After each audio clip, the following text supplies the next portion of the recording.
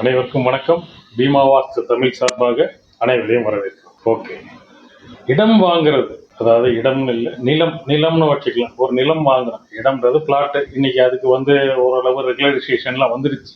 நிலம் வாங்குறோம். நிலம்ன்றது என்னன்னு கேட்டிங்கன்னா, ஒரு எக்ஸ்டெண்ட் ஒரு 50 சென்ட், 1 ஏக்கரு, 2 ஏக்கரு, 4 ஏக்கரு, இந்த மாதிரி வாங்குறோம். அந்த மாதிரி விஷயங்களை நம்ம எப்படி கையாளுறது அப்படின்னு கையெழுத்து போடுறதுக்கு முன்னாடி, பணம் கொடுக்கறதுக்கு முன்னாடி நீங்க எல்லாத்தையும் வெரிஃபை பண்ணிக்கிட்டீங்கன்னா தான் உண்டு. கையெழுத்து தவறுதலா போட்டுட்டீங்க, பணத்தை நீங்க கொடுத்துட்டீங்க அப்படின்னா அதுக்கப்புறமா அது சிவில் டிஸ்பியூட் ஆயிடும். சிவில் டிஸ்பியூட் ஆனதுக்கு அப்புறமா நீங்க பணம் கொடுத்தேன் வச்சேன் அப்படின்ற மாதிரி அவங்க, அது தேவையில்லாத விஷயம். அதனால நீங்க பணத்தை கொடுக்கறதுக்கு முன்னாடி அதை எல்லாத்தையுமே சரி பண்ணிக்கணும். ஓகே, எப்படி நம்ம ஒரு இடம் வாங்குறதுக்கு முன்னாடி என்னென்ன ஃபேக்டர்ஸ் நம்ம பார்க்க வேண்டியிருக்கு, என்னென்ன நம்ம கவனிக்காம விட்டுறக்கூடாது அப்படின்றத குறித்து நம்ம இன்னைக்கு பார்க்க போறோம். ஓகே, நான் engineer Pradeep Jayakumar, qualified vastu shastra consultant and professional civil engineer. Okay, நம்ம சேனல்ல கன்ஸ்ட்ரக்ஷன் குறித்து நிறைய டிஸ்கஸ் பண்ணியிருக்கோம், வாஸ்து குறித்து நிறைய பேசிக்கிட்டே வர்றோம். ஓகே, இன்னைக்கு கன்ஸ்ட்ரக்ஷன் ரிலேட்டடாக உள்ள லேண்ட் பர்ச்சேஸ் எப்படி நம்ம பண்ணணும், அதில் என்னென்ன விஷயங்களை நம்ம கவனிக்கணும் அப்படின்னு சொல்லி நம்ம பார்க்கணும். Okay, right. இப்போ ஒரு இடம் நம்ம வாங்க போகிறோம். இடம் வாங்கறதுக்கு முன்னாடி அந்த இடத்தோட லீகல் அப்படின்னு சொல்லுவோம். லீகல் அப்படின்னா லீகல் ரிப்போர்ட், லீகல் ஒப்பீனியன் அப்படின்னு சொல்லலாம். ஒரு அட்வொகேட்டு கொடுப்பார். அட்வொகேட் நீங்கள் கொடுக்கக்கூடிய டாக்குமெண்ட்ஸ் அதை எல்லாமே வச்சு, அதில் ஒரு சில டாக்குமெண்ட்ஸ் விடுபட்டு போயிருக்கும். அந்த டாக்குமெண்ட்டை பூராமே அதை கலெக்ட் பண்ணி கொண்டு வர சொல்லுவாங்க. ஒன்று நீங்கள் காப்பி போட்டு கொண்டு போகணும், இல்லாட்டி அந்த கன்சர்ன் யார் உங்களுக்கு சேல் பண்ணாங்களோ அந்த பார்ட்டிகிட்ட இருந்து நீங்கள் வாங்கி கொடுக்கணும். இந்த மாதிரி அவர் எல்லா பேப்பர்ஸும் அவர் கேட்கறத பூரா கொடுத்ததுக்கப்புறம் அவர் ஈஸி இதை எல்லாமே வச்சு எல்லாத்தையுமே வெரிஃபை பண்ணி அவருக்கு சாட்டிஸ்ஃபைடாக இருக்கும் பட்சத்தில் உங்களுக்கு கிளியரன்ஸ் கொடுப்பாரு. இல்லாட்டி அந்த லீகல் ரிப்போர்ட்லேயே அதில் என்னென்ன விஷயங்கள் அவர் ஃபைண்ட் அவுட் பண்ணாரோ அதை மென்ஷன் பண்ணிடுவார். இல்லை சில இடங்கள்ல கண்டிஷனில் கொடுப்பாங்க, இந்த டாக்குமெண்ட்ஸ் நீங்கள் இந்த மாதிரி ரெடி பண்ணிக்கிட்டீங்கன்னா அதை ஃபர்தராக ப்ரொசீட் பண்ணலாம் அப்படின்னு சொல்லி எதுனாலும் அவங்க உங்களுக்கு கிளியராக கொடுத்துருவாங்க. ஓகே, இப்போ அதில் மெயின் டாக்குமெண்ட்டு, இதில் என்னென்ன டாக்குமெண்ட்டை அவங்க லீகலில் கிளியர் பண்ணியிருப்பாங்க. கஸ்டமர், அதாவது ஒரு சேல் பண்ணுற செல்லர்கிட்ட நம்ம என்னென்ன விஷயங்கள் நம்ம வாங்கணும், என்னென்ன டாக்குமெண்ட் அப்படின்னு பார்த்தீங்கன்னா 30 வருஷம் ஹிஸ்ட்ரி வேணும். முதல்ல நீங்கள் ஒரு இடம் வாங்க போகிறீங்க அப்படின்ற பட்சத்தில் அந்த இடத்துக்கு 30 வருஷம் ஹிஸ்ட்ரி, என்கம்பரன்ஸ் சர்டிஃபிகேட் நீங்கள் 30 வருஷத்துக்கு குறைந்தது, 30 வருஷன்றது குறைஞ்சது. நீங்கள் ஈசி போட்டிங்கன்னா அந்த ஈசியில் என்னென்ன விஷயங்கள் ரிஃப்ளெக்ட் ஆகுதோ அதில் வந்துடும். டாக்குமெண்ட் நம்பரு, இயர், ஸோ யாருக்கு என்ன பர்பஸ்க்கு என்னென்ன மாதிரியான டிரான்சாக்ஷன் நடந்திருக்குன்னு எல்லாமே என்கம்பரன்ஸ் சர்டிஃபிகேட்டில் வாங்கணும். அந்த என்கம்பரன்ஸ் சர்டிஃபிகேட்டில் உள்ள டாக்குமெண்ட்ஸை பூராமே நீங்கள் ப்ரொடியூஸ் பண்ணணும்.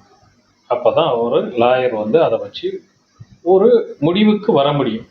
ஓகே, இதில் ஓனர்ஷிப் ட்ரீன்னு ஒன்று போடுவாங்க. ஓனர்ஷிப், அதாவது அது எப்படி பார்த்தீங்கன்னா ரிவர்ஸில் போகும். இன்னைக்கு உள்ள ப்ரெசன்ட் ஓனருக்கு எப்படி அந்த ப்ராப்பர்ட்டி வந்தது, அதுக்கு முன்னாடி உள்ளவருக்கு எப்படி அந்த ப்ராப்பர்ட்டி வந்தது, அதுக்கு முன்னாடி உள்ளவருக்கு எப்படி, இப்படியே போயிட்டே இருக்கும்.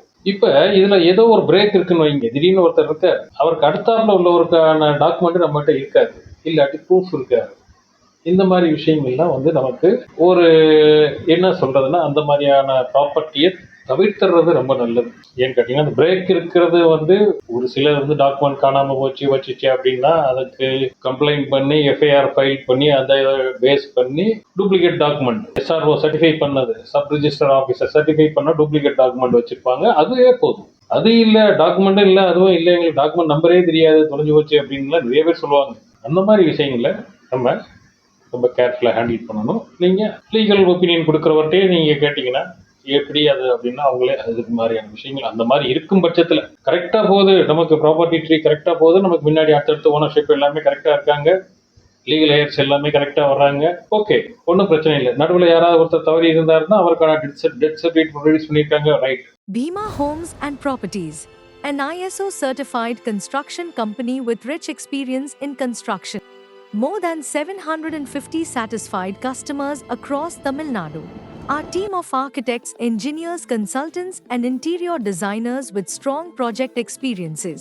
We undertake projects all over Tamil Nadu and the rest of India. We support each and everything in construction. Please feel free to contact our helpline number 0950091113. We expect your call. Thank you very much for watching.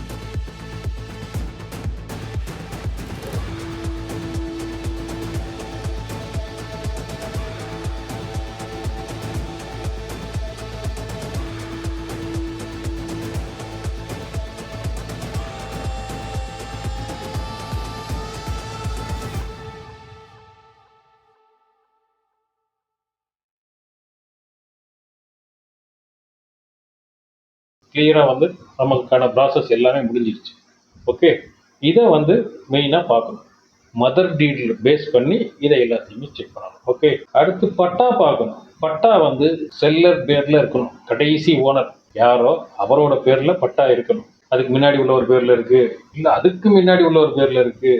அது வந்து combined பட்டா, separate பட்டா அப்படின்னு நிறைய இருக்கு. யாரு நமக்கு கொடுக்குறாரோ அவர் பேர்ல என்ன extend இருக்கோ அந்த எக்ஸ்டெண்டுக்கு அவர் பேர்ல டாக்குமெண்ட் இருக்க மாதிரி அவர் பேர்லயே பட்டா இருந்துச்சுன்னா ரெவென்யூ ரெக்கார்டு பட்டா, ரிஜிஸ்ட்ரேஷன் ரெக்கார்டு டாக்குமெண்ட், இது ரெண்டுமே நமக்கு மேட்ச் ஆகணும். இல்லை சார் நாங்கள் சப்டிவிஷன் பண்ணலை வைக்கல அப்படின்னாங்கன்னா அது ஒரு பெரிய ப்ராசஸ். அது ப்ரெசன்ட் ஓனர் யாரோ அவரே நீங்கள் சப்டிவிஷன்லாம் பண்ணி தர சொன்னீங்கன்னா அவரே எல்லாமே பண்ணி தருவார். ரேட்ல ஏதோ முன்ன பின்னால அதுக்கு செலவாகிற காசை நீங்கள் கொடுத்துட்டீங்கன்னா போதும், அவரே அதை பண்ணி கொடுத்தாருன்னா தான் அந்த வேலை ஈஸி. நீங்கள் வாங்கி அப்படி நேம் ட்ரான்ஸ்ஃபர் தான் எல்லாமே. பட்டா நேம் ட்ரான்ஸ்ஃபர் பண்ணிக்கலாம், டாக்குமெண்ட் எல்லாமே நீங்கள் நேம் ட்ரான்ஸ்ஃபர் பண்ணுறது ஈஸியான விஷயமா இருக்கும். அது இல்லைன்னா ஏற்கனவே உள்ளதுக்கு நேம் ட்ரான்ஸ்ஃபர் பண்ணணும், அதுக்கப்புறம் சப்டிவிஷன் ஆச்சுன்னா அதுக்கு திருப்பி நீங்கள் நேம் ட்ரான்ஸ்ஃபர் பண்ணணும். இந்த மாதிரி நிறைய ப்ராசஸ் இருக்குது. அதனால அது ப்ரெசன்ட் ஓனர் பேர்லேயே இருக்கிற மாதிரி பார்த்துக்கிட்டிங்கன்னா ரொம்ப நல்லது. Okay, easy. நான் ஏற்கனவே சொன்னேன், ஒரு லீகல் கொடுக்கும்போது லாயர்கிட்ட அவர் ஈஸி கேட்பாங்க. அந்த ஈஸி வந்து 30 இயர்ஸுக்கு ஈஸி இருக்கணும். அந்த 30 இயர்ஸ் ஈஸியில் ஏற்கனவே அதுக்கு லோன் எதுவும் வாங்கியிருந்தாங்கன்னா அந்த டீட்டெயில்ஸ், மார்ட்கேஜ் எதுவும் பண்ணியிருந்தாங்கன்னா அதோட டீட்டெயில்ஸ், இன்கேஸ் ஏதாவது கேஸ் இருந்துச்சுன்னா அதோட டீட்டெயில்ஸ் எல்லாமே மென்ஷன் ஆகிருக்கணும். அதுக்கு எல்லாத்துக்குமே என்னென்ன ரிஃப்ளெக்ட் ஆகுதோ, லோனாக இருந்தாலும் சரி, மார்ட்கேஜாக இருந்தாலும் சரி, இன்கேஸ் ஏதாவது லீகல் கேஸாக இருந்தாலும் சரி, இதுக்கு எல்லாத்துக்குமே நமக்கு கிளியரன்ஸ் வேணும், ப்ளஸ் என்ஓசிஸ் வேணும். லோனுன்னா ஒரு லோன் பூராமே க்ளோஸ் பண்ணியிருந்தாங்கன்னா அங்கே வந்து ஒரு நோ அப்ஜெக்ஷன் சர்டிஃபிகேட் கொடுத்துருப்பாங்க, அந்த இதெல்லாம் ரிஜிஸ்டர் பண்ணியிருப்பாங்க, அந்த லீன் பண்ணியிருப்பாங்க, அதை எல்லாத்தையுமே க்ளோஸ் பண்ணி கொடுத்துருப்பாங்க. அந்த மாதிரி இதை எல்லாமே நம்ம வெரிஃபை பண்ணணும். ஓகே, அதே மாதிரி மார்ட்கேஜ் லோன்னாலும் லோன் க்ளோஸ் பண்ணியிருப்பாங்க, எல்லாமே இருக்கு. ஏதாவது கேஸ் இருந்துச்சுன்னா அந்த கேஸுக்கான ஜட்ஜ்மெண்ட் காப்பி எல்லாமே வச்சுருப்பாங்க. அது எல்லாத்தையுமே நீங்கள் உங்களோட லீகல் ஒப்பீனியன் யார் தருவாரோ அந்த அட்வொகேட்டை அவங்க கொடுத்தீங்கன்னா அதை எல்லாத்தையும் பார்த்து உங்களுக்கு ஒரு கிளியரா ஒரு ஐடியா கொடுத்துருவாங்க. ஓகே, அதுக்கப்புறமா எஃப்எம்பி பவுண்டரி டாக்குமெண்ட்ல இருக்கிற அளவு வந்து ஆக்சுவல் சைட்ல மேட்ச் ஆகுதான்னு பார்க்கணும். இது வந்து எப்படி பார்க்கறது அப்படின்னு பார்த்தீங்கன்னா, இப்போ அதுக்கு ஒரு இடம் நார்மலாக வந்து ரூரலில் தான் நம்ம லேண்ட் அந்த மாதிரி வாங்குவோம். சிட்டிக்குள்ளே நம்ம லேண்ட் வாங்குற ஆளுங்க வந்து இப்போ ரொம்ப கம்மி. அதை வந்து அங்கே உள்ள தாலுக் சர்வேயர்னு இருப்பாங்க, தாலுக் சர்வேயர். அந்த தாலுக் சர்வேயர்கிட்ட இந்த மாதிரி இந்த இடத்த எங்களுக்கு மெஷர் பண்ணி கொடுங்க அப்படின்னு சொல்லி நீங்கள் ஒரு பெட்டிஷன் கொடுக்கணும். அதுக்கும் ஃபீஸ் இருக்குது. அந்த ஃபீஸை கட்டிட்டீங்கன்னா அவங்க வந்து உங்களுக்கு அளந்து கொடுப்பாங்க. அப்போ எஃப்எம்பி என்ன மெஷர்மெண்ட் இருக்கோ அதே எஃப்எம்பி அவங்க அளந்து உங்களுக்கு கொடுப்பாங்க. அந்த பவுண்டரியில் ஏதாவது என்ன பண்ண இருக்கா இல்லையான்றது வந்து அவங்களுக்கு தான் தெரியும். அவங்களால மட்டும்தான் அது ஈஸியாக பார்க்க முடியும். ஏன்னா அவங்க தான் சர்வே ஸ்டோன் எங்கே இருக்கோ அங்கிட்ட பிடிச்சிட்டே வருவாங்க, பிடிச்சிட்டே வந்து பார்த்து சொல்லிடுவாங்க. பக்கத்து இடத்துக்காரர் இந்த இடத்துக்குள்ளே வந்துட்டாரு, இல்லை இவர் பக்கத்து இடத்துக்குள்ளே போயிட்டாரு வச்சாருன்ற கிளியரன்ஸ் எல்லாமே அவங்களே சொல்லிடுவாங்க. அவங்க சொல்கிறது தான் வேலிட். ஏன்னா அவங்க தான் வந்து அதுக்கு அத்தாரிட்டி. அந்த கல் எங்கே இருக்கணும் வைக்கணுன்றதுக்கு அதுக்கு அவங்க தான் அத்தாரிட்டி. அதனால அவங்க சொல்கிறது வேலிட். அது மாதிரி வந்து நமக்கு எஃப்எம்பியில் உள்ளது டிராயிங்கும் எஃப்எம்பியில் உள்ள டிராயிங் வந்து சைட்டில் மேட்ச் ஆகும். ஓகே, அப்புறம் லாயர்கிட்ட நம்ம ஏற்கனவே சொல்லிட்டோம், ஒரு லீகல் ஒப்பீனியன் லாயர்கிட்ட நம்ம வாங்கி எல்லாமே. இது எல்லாம் இருந்தது. லேண்டோட கிளாசிஃபிகேஷன் அது என்னவா இருக்குது, ட்ரை லேண்டாக இருக்கா, இல்லை வெட்லேண்டாக இருக்கா, இல்லை ஏதோ நிறையா இருக்கும், வில்லேஜ் புறம்போக்கு அந்த மாதிரிலாம் இருக்கும். இதெல்லாம் இல்லாமல் உங்களுக்கு பட்டா லேண்டை தான் நீங்கள் வந்து பர்ச்சேஸ் பண்ணணும். அதுவும் அந்த ப்ரெசன்ட் ஓனர் நேமில் பட்டா இருக்கணும். அதுதான் உங்களுக்கு சேஃப்டி.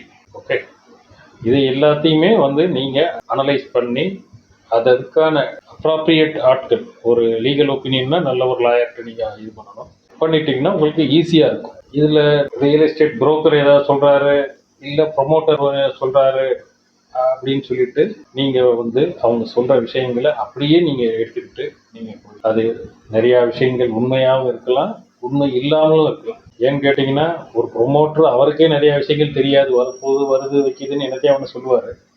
அதை கேட்டு வந்து இந்த ரியல் எஸ்டேட் புரோக்கர் உங்ககிட்ட அப்படியே சொல்லுவார். யாருமே இதில் வந்து சரியா தப்பான்னு கிளாரிஃபை பண்ணுறதுலாம் கிடையாது. இவர் சொல்கிறத அப்படியே வந்து அவர் உங்ககிட்ட கன்வே பண்ணுவார். அவ்வளோதான், வேற ஒன்றும் இல்லை. அதனால நீங்கள் பணம் இன்வெஸ்ட் பண்ண போகிறீங்க. அதனால நீங்கள் தான் அதுக்கு வந்து பர்சனல் இன்ட்ரெஸ்ட் எடுத்து அதை எல்லாத்தையும் வெரிஃபை பண்ணணும், செக் பண்ணணும். எல்லாமே உங்களுக்கு சாட்டிஸ்ஃபைடாக இருந்துச்சுன்னா அதுக்கடுத்து டாக்குமெண்ட் ப்ரொசீஜர்ஸ் எல்லாமே போகணும். எந்தெந்த மாதிரியான இடங்கள்ல நம்ம வந்து ரொம்ப கேர்ஃபுல்லாக இருக்கணும் அப்படின்னு பார்த்தீங்கன்னா, ஒரு இடம் மார்க்கெட் ரேட் இருக்குது, அந்த மார்க்கெட் ரேட்ல இருந்து ஒரு 60% ரேட்டுக்கே நமக்கு கிடைக்குது அப்படின்னா நம்ம ரொம்ப கேர்ஃபுல்லாக இருக்கணும். ஏன்னா அந்த இடத்துல ஏதோ ஒரு ப்ராப்ளம் இருக்கனால தான் அந்த ரேட்டு நமக்கு குறையுது. ஓகே, சிலர்கிட்ட ஒரிஜினல் டாக்குமெண்ட்டே இருக்காது. ஒரிஜினல் டாக்குமெண்ட் இல்லை, நாங்கள் வந்து காப்பி போட்டு கொடுக்குறோம் வைக்கிறோம். அப்போ இதே மாதிரி காப்பி போட்டு ஏற்கனவே ஒருத்தர் ரெஜிஸ்டர் பண்ணி கொடுத்துருக்கான வாய்ப்புகளும் இருக்குது. அதனால அந்த இடத்துலையும் நீங்கள் கேர்ஃபுல்லாக இருக்கணும். அப்புறம் எலக்ட்ரிக் பவர் டவர்ஸ் அந்த மாதிரி நிறைய கிராஸ் ஆகிற இடத்துக்கு கீழே உள்ள இடம் வந்து கொடுப்பாங்க. அதெல்லாம் மேக்ஸிமம் அவாய்ட் பண்ணிடுங்க. ஏன்னா அதில் நீங்கள் எந்த விதமான பர்மனன்ட் ஸ்ட்ரக்சரும் பண்ணுறதுக்கான வாய்ப்பு இல்லை. நாளைக்கு நீங்கள் ஏதோ சும்மா ஏதாவது ஒரு விவசாயம் பண்ண போகிறீங்க, வைக்க போகிறீங்க, ஓகே. பர்மனன்ட் ஸ்ட்ரக்சர் எதுவுமே அதில் பண்ண முடியாது, பண்ணுறதுக்கான வழிகள் இல்லை. ஓகே, சைட் பிடிச்சிருக்குன்னு சொல்லி டக்குன்னு உடனே நம்ம விட்டா வேற ஒருத்தர் வாங்கிடுவாரு, புரோக்கர் அவசரப்படுத்துறாருன்னு சொல்லி முடிவு பண்ணிடாதீங்க. இந்த விஷயங்களை எல்லாத்தையுமே பார்த்து எல்லாம் இது பண்ணீங்கன்னா தான் நீங்கள் ஃபர்தராக பீஸ்ஃபுல்லாக இருக்க முடியும். இல்லாட்டி ப்ராப்பர்ட்டியை வாங்கிட்டு பல பிரச்சனைகளை ஃபேஸ் பண்ணிக்கிட்டு தான் இருக்கணும். Okay, right. இப்போ இந்த வீடியோ நமக்கு ஒரு லேண்ட் எப்படி பர்ச்சேஸ் பண்ணுறதுன்ற பற்றி ஒரு கிளாரிட்டி கிடைச்சிருச்சு. நிறைய விஷயங்கள் நம்ம ஒரு அனலைஸ் பண்ணிட்டோம். இந்த வீடியோ வந்து உங்களுக்கு பிடிச்சிருந்துச்சுன்னா லைக் பண்ணுங்க. நாங்கள் கொடுக்கக்கூடிய இன்ஃபர்மேஷன் வேற யாருக்காவது லேண்ட் பர்ச்சேஸ் பண்ணுற உங்கள் நண்பர்களுக்கோ உறவினர்களுக்கோ உங்கள் கொலீக்ஸ் ஆஃபீஸ் மேட்ஸ் இந்த மாதிரி யாருக்காவது தேவைப்பட்டுச்சுன்னா அவங்களுக்கு இந்த வீடியோவை ஷேர் பண்ணுங்க. நாங்கள் கொடுக்கக்கூடிய இன்ஃபர்மேட்டிவ் வீடியோஸ், கன்ஸ்ட்ரக்ஷன், வாஸ்து சாஸ்திரம் இது சம்பந்தமான வீடியோஸ் ஏதாவது உங்களுக்கு அதில் இன்ட்ரெஸ்ட் இருக்குது அப்படின்ற பட்சத்தில் எங்கள் சேனலை சப்ஸ்கிரைப் பண்ணிக்கோங்க. சப்ஸ்கிரைப் பண்ணிங்கன்னா நாங்கள் கொடுக்கக்கூடிய இன்ஃபர்மேட்டிவ் வீடியோஸ்க்கான அலர்ட் உங்களுக்கு உடனடியாக வரும். நீங்கள் எந்த வீடியோவும் மிஸ் பண்ணாமல் பார்க்கலாம். நாங்கள் கொடுக்கக்கூடிய வீடியோக்கள் எல்லாமே ஃபுல்லி இன்ஃபர்மேட்டிவ். அவ்வளோ இன்ஃபர்மேஷன் உங்களுக்கு கிடைக்குது. நீங்கள் டே டு டே லைஃப்பில் நீங்கள் ஒரு கிளாரிட்டி உங்களுக்கு கிடைக்கும் நீங்கள் ஒரு விஷயம் செய்கிறீங்க.